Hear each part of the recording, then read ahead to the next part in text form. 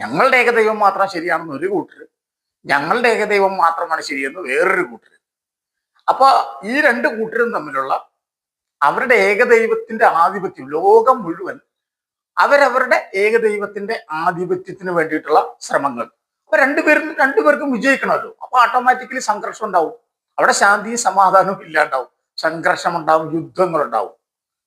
അതാണ് പിന്നെ പിന്നെ എന്റെ ഏകദൈവം മാത്രം എന്നുള്ള ഒരു കാഴ്ചപ്പാടിന്റെ ഏറ്റവും വലിയൊരു തകരാറതാണ്. പിന്നെ അത് കൂടാണ്ട് എന്താ സംഭവിക്കണം? ഇതൊന്നും അല്ലാണ്ട് ശാന്തി സമാധാനമായിട്ട് എവിടെയും വേണേലും പോകും, ക്ഷേത്രങ്ങളിലും പോകും, വേണമെങ്കിൽ പള്ളികളിലും പോകും, അങ്ങനെ സർവ്വ സ്വാതന്ത്ര്യവും അനുഭവിച്ച് എവിടെയും പോകാൻ സ്വാതന്ത്ര്യമുള്ള ജനങ്ങൾ എന്ത് പറ്റും? അവര് പേടിക്കും നമ്മുടെ സ്വാതന്ത്ര്യത്തേക്ക് കൈവിറ്റിക്കുവോ?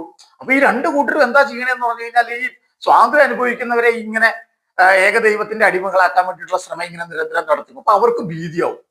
അപ്പൊ അവര് സംഘടിച്ച് അവര് പ്രതിരോധിക്കും. അങ്ങനെ ആ പ്രതിരോധം കൂടെ ആകുമ്പോൾ സംഘർഷം പൂർണ്ണമായി.